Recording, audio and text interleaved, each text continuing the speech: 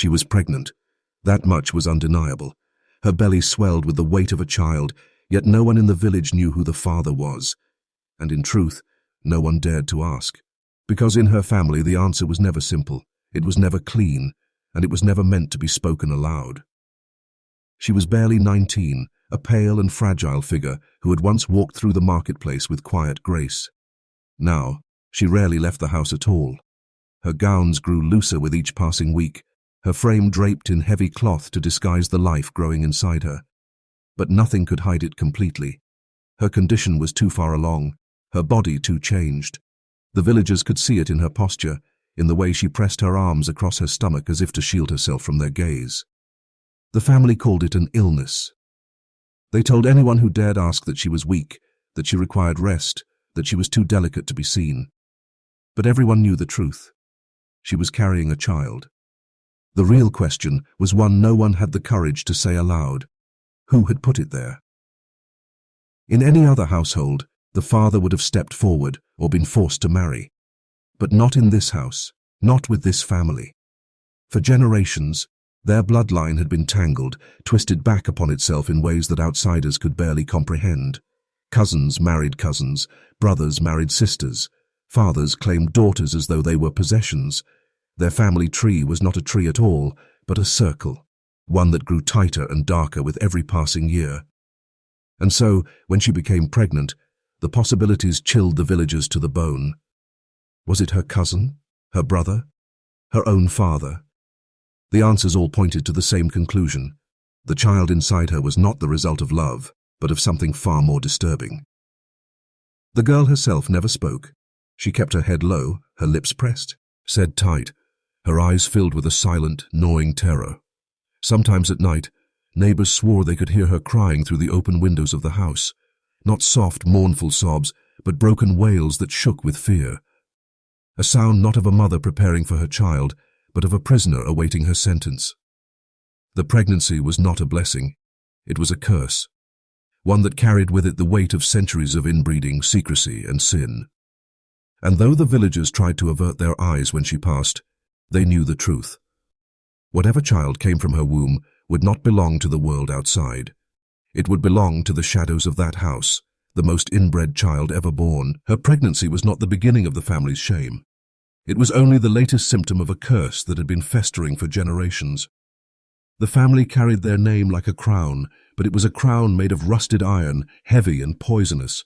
For centuries they had insisted on keeping the blood pure, refusing to mix with outsiders. They called it tradition. The villagers called it something else, corruption. Marriages were not unions of love. They were arrangements of convenience designed to keep wealth and land inside the family, a cousin to a cousin, an uncle to a niece, a brother to a sister. They spoke of lineage and heritage with pride, but everyone else saw the truth. Their bloodline was collapsing in on itself, folding and twisting, until it became something unnatural. Parish records hinted at the decay. Babies born weak, many not surviving past infancy. Others lived, but with deformities, bent spines, clouded eyes, jaws that did not close properly. Some grew to adulthood, but madness ran through them like a second inheritance.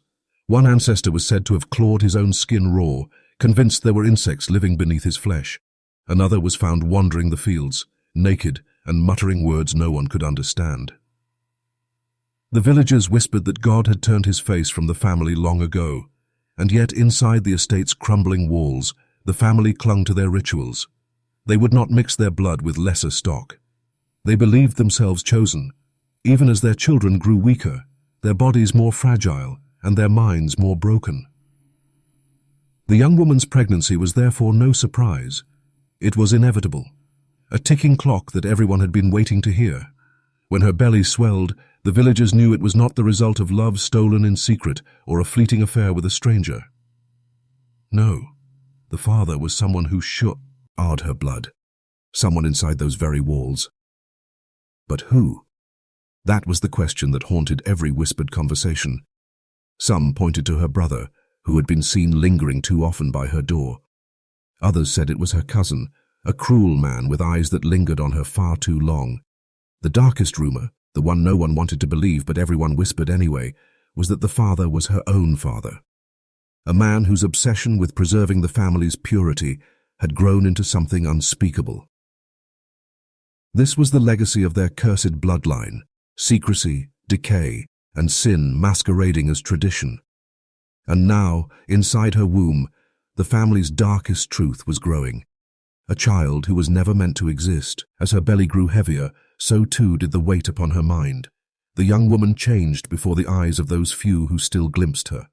Once quiet but gentle, she became restless, distracted, and strange. It was as if something inside her was eating away not only at her body, but at her sanity. She no longer attended church.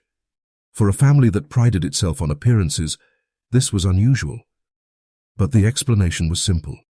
She refused to walk through the village, refused to feel the stares burn into her skin. Her absence left villagers whispering in the pews, their prayers interrupted by questions they dared not say aloud. She began covering every mirror in her room with cloth. Servants noticed this first, sneaking into her chambers when she was too ill to rise. Where once had been polished glass, there were only heavy curtains, shawls, and linens draped across reflective surfaces. When asked why, she would whisper, "I don't want to see what's becoming of me." At night, her cries echoed through the hallways. They were not the cries of a woman expecting her first child, soft, fearful, uncertain, but something far darker. She begged unseen voices to leave her alone. She wept as though in mourning, clutching her stomach as though it were not a child inside her, but a weight of shame she could never shed. More than once, servants claimed to overhear her speaking when no one else was in the room. Not prayers, not songs, but confessions. Muttered phrases like, "I didn't choose this. He told me I had no choice. God forgive me, God forgive me." And though the servants whispered of these confessions, none dared repeat them outside the house. The family was merciless to those who disobeyed. One maid, upon suggesting the girl should see a doctor, was dismissed that very night. Another, who admitted she had heard the girl whispering a man's name, though she would know. Otse, whose was sent away without her belongings, vanishing from the village entirely. Even her movements changed. She paced for hours at night, dragging her feet across the wooden floors until the sound haunted the servants' dreams. She scratched at the walls with her nails, leaving behind shallow grooves that marked her sleepless hours. Some claimed she had started tearing her bedsheets into strips, twisting them into ropes, though no one knew what for. The villagers noticed too. When she did appear outside, escorted by her brother or father, her head hung low, her lips pale, her steps slow and halting. Mothers would pull their children close, whispering warnings not to stare. Because if you looked too long, you saw it. Her eyes, wide, dark, and filled with a silent terror that no one could explain. She was not a mother preparing for the joy of birth. She was a prisoner, carrying a secret too heavy for her body, too poisonous for her soul. And soon, the whispers would turn from her to the one question no one wanted answered. Who was the man she was speaking to in the dark? By now, the village no longer pretended not to know. Everyone could see her condition, and everyone could see the way her family reacted to it. They called it a sickness, an affliction. But the people weren't fools. They had seen this before, though never so openly, never so brazenly displayed. The question that hung in the air like a storm cloud was one that no one dared ask aloud. Who was the father of her child? In another family, the answer would have been simple. A suitor, a neighbor's son, a mistake in the fields or under the eaves of a barn. But with this family there was no such comfort. The circle of their blood was closed tight. Outsiders rarely stepped through their doors, and when they did, they left quickly, with a look in their eyes that said they'd seen too much. So the villagers began to speculate. Some swore they had seen her brother sneaking into her chamber late at night. His shadow would linger against the candlelight of her doorframe, unmoving for hours, until the flame sputtered out. They whispered that his affection for her had always been too close, his watchful gaze too intense. Others pointed to her cousin, a man with cruel eyes and a crueler temper, whose presence made even the bravest men in the village shift uncomfortably. He had been seen once, cornering her in the garden, his hand gripping her wrist while she looked away in silent horror. But the darkest suspicion, the one no one wanted to say but all believed in their hearts, was her father. He was the one who insisted she not be seen in public. He was the one who silenced the servants and cast them out for speaking. He was the one whose obsession with keeping their bloodline pure was notorious even among his kin. The way his hand lingered on her shoulder, the way his eyes followed her, the way his voice grew low and commanding whenever she spoke, all of it painted a picture that no one dared frame into words. And yet, though the whispers grew louder, nothing was ever proven. No one would confront the family. Fear kept their tongues tied. Fear of retribution, fear of the name, fear of the truth itself. Still, the rumors spread like rot. At the well, in the tavern, in the market stalls, the villagers spoke in hushed voices, their eyes darting to the family estate that loomed over the fields like a watchtower of sin. The truth was locked inside those walls, but it would not remain hidden forever. The girl's belly swelled, her body weakened, and the time for secrets was running out. Soon, the birth itself would drag the truth screaming into the light. And when that night came, the villagers would learn that the real horror was not in who the father was, but in what kind of child had been brought into this world. The night it happened, the sky itself seemed to split open. A storm rolled over the village, thunder cracking like cannon fire, rain slashing at the earth in violent sheets. Yet even the storm could not drown out the screams that poured from the family estate. The girl's voice, usually so soft it could barely carry across a room, now tore through the night in desperate, ragged cries. It was a sound that froze the blood of anyone who heard it. Neighbors swore her voice rose above the thunder, long, agonized wails that echoed across the fields, broken by moments of chilling silence, only to return sharper and more frantic. Windows lit up across the village as families woke, children trembling in their beds, mothers whispering prayers into the dark. But in the grand house on the hill, no doctor was summoned, no priest, no midwife from the village. The family allowed only one woman to enter her chamber, their own midwife, a shadow of a figure who had served them for decades.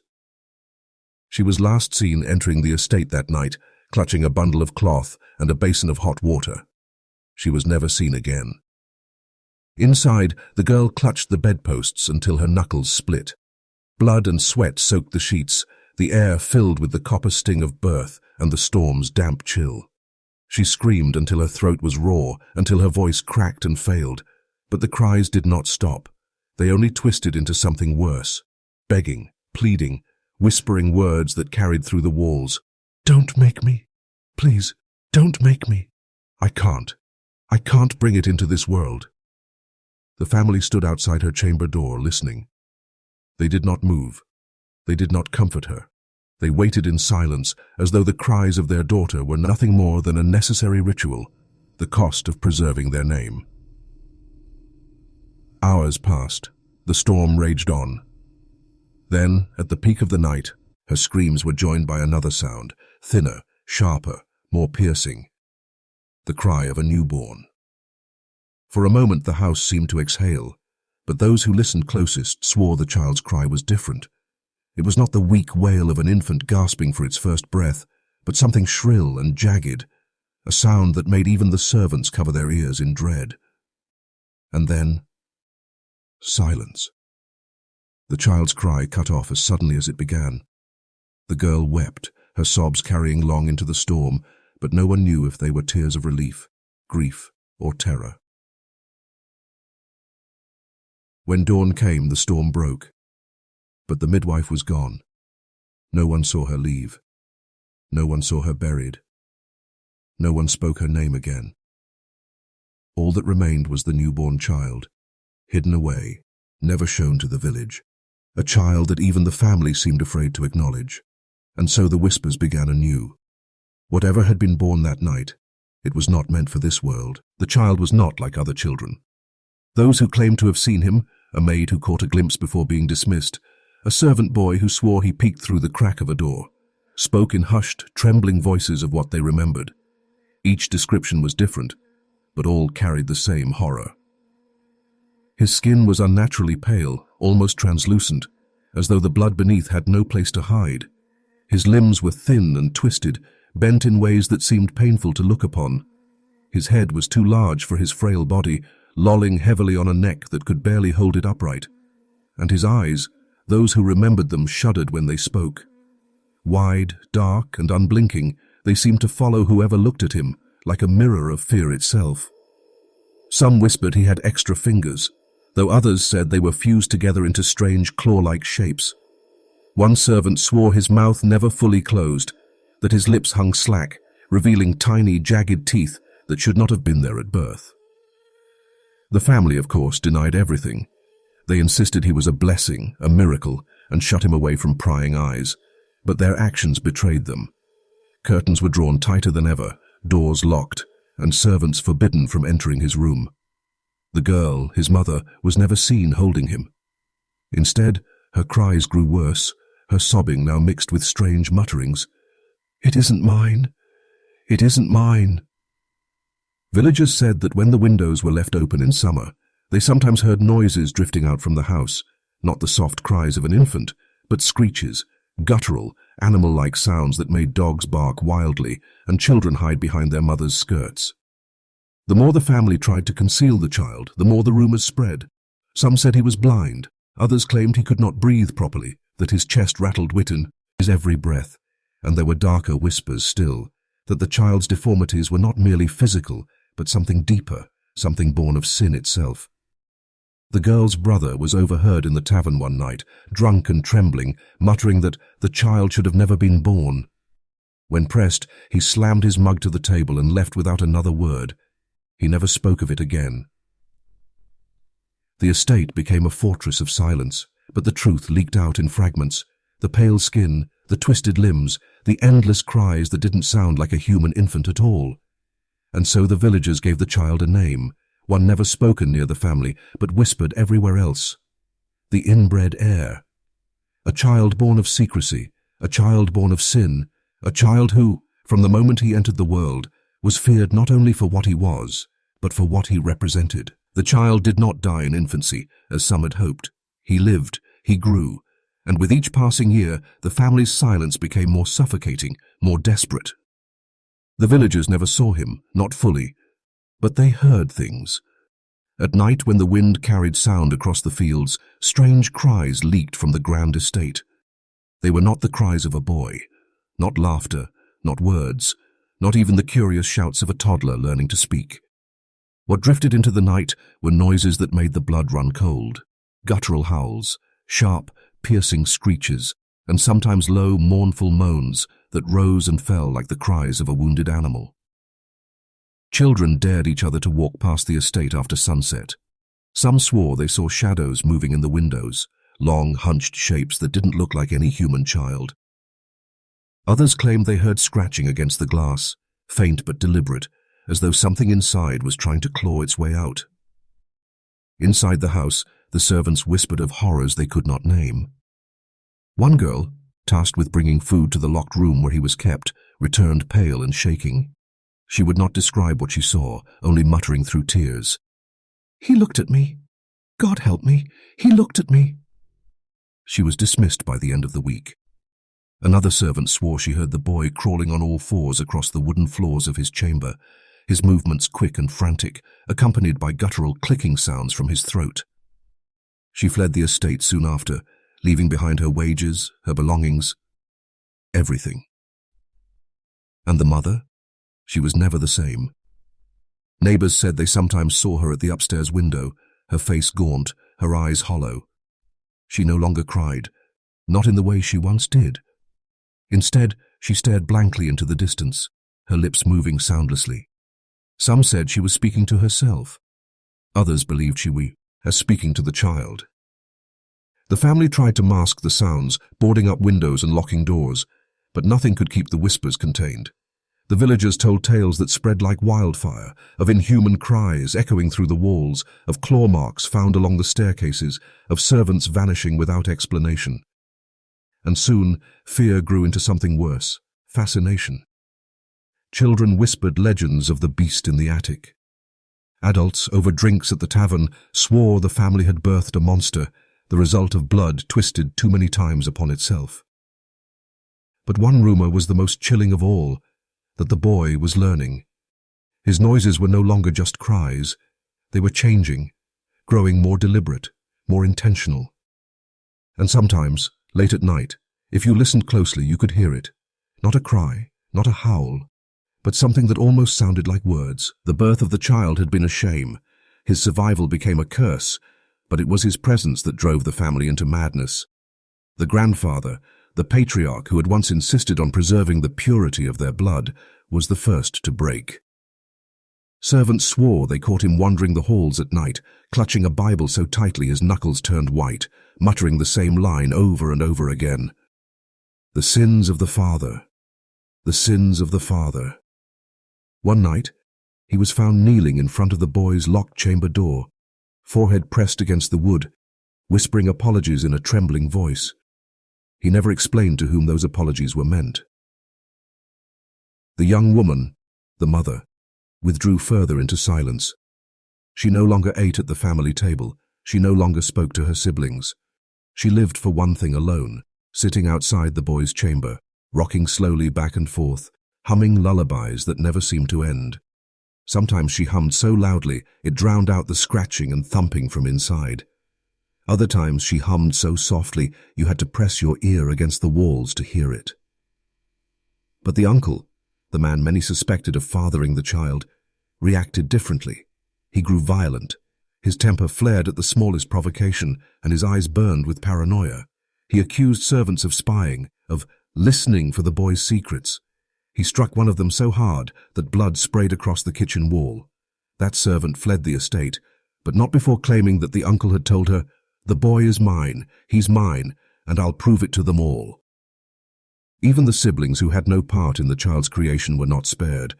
They were trapped inside the decaying mansion, suffocating under the weight of a legacy that had turned rancid. They whispered of leaving, of escaping the bloodline entirely. But they never did. Perhaps fear held them there. Perhaps shame. Or perhaps something darker tied them to the estate, something in their blood that would not let them go. By now, the villagers said the family estate was cursed. Those who passed near it claimed the air grew colder, the animals refused to graze nearby, and the crows never left its roof. The worst part, the sounds from the boy's chamber were growing louder, sharper, more deliberate. The moans had become groans, the clicks had become rhythmic. And sometimes, late at night, when the entire village lay in uneasy sleep, the sound carried clearly through the stillness of the countryside. A sound no one ever wanted to hear from a child. A laugh. The laugh was the beginning of the end. It spread through the halls of the estate like a plague, echoing through every corridor, rattling in every servant's ear.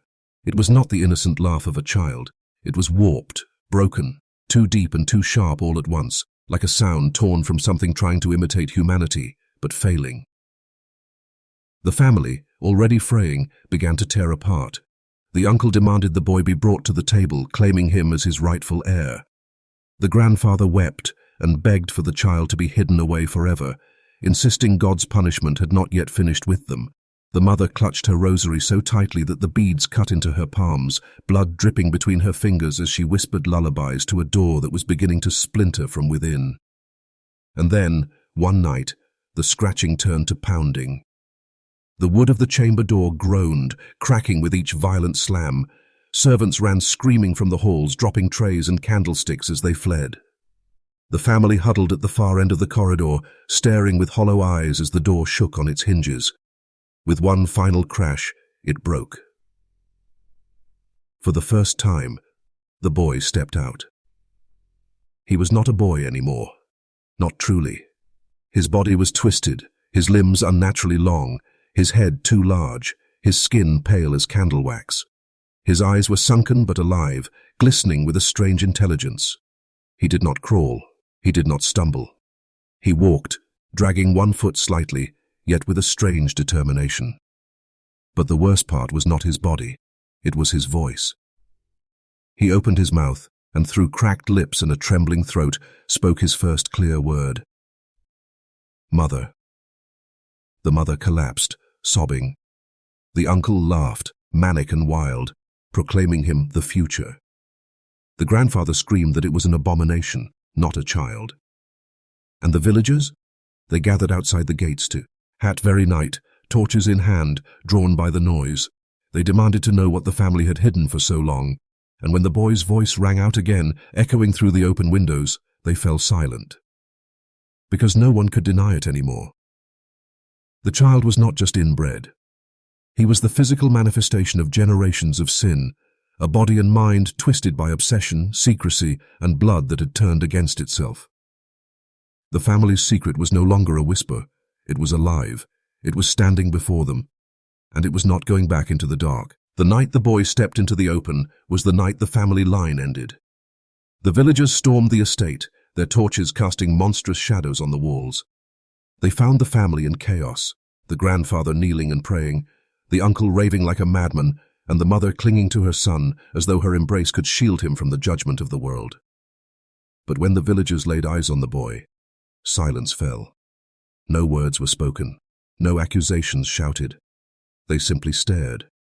His body was a map of every sin his bloodline had committed, twisted, broken, yet undeniably alive. His eyes, too sharp and too knowing for a child, swept across the room as though he had seen them all before. Some villagers crossed themselves, others turned away in horror. A few whispered that they should kill him then and there. But no one moved. No one dared. The mother begged for mercy, rocking her son and whispering lullabies through her sobs. The grandfather declared it was too late, that God had abandoned them long ago. The uncle shouted that the boy was proof of their strength, their chosen blood. His voice cracked into laughter, then into screams. And the boy? He simply stared, and then he smiled. That smile broke them. The villagers fled the estate, dragging the tale with them, turning it into something darker with every retelling. Some said the family locked themselves away forever, the boy reigning over the crumbling halls like a king in shadows. Others claimed the villagers returned days later to find the entire family dead, their bodies twisted in ways too grotesque to describe, the boy nowhere to be found. No grave was ever marked, no body was ever seen, but the stories endured. Parents warned their children never to wander near the estate. Travelers spoke of strange cries in the night, and of a figure sometimes glimpsed in the fields, tall, pale, limping, with every step, yet moving faster than any man should. The name of the family was erased from records, their history struck from memory, but the curse of their choices could not be erased. It lingered in the soil, in the walls, in the whispers carried by the wind. And so the story was passed down, of a family who worshipped their own blood until it betrayed them, of a mother who birthed a child no one should have known, and of a boy who was never meant to live. Some say his descendants walk among us still, carrying that same poisoned blood. Others believe he lives on, unchanged, waiting in the ruins of the estate, humming the lullaby his mother sang as the world closed in around them. But one truth endures, carved into the memory of all who dared speak of it. He was not the most inbred child ever born. He was the most inbred child who ever survived.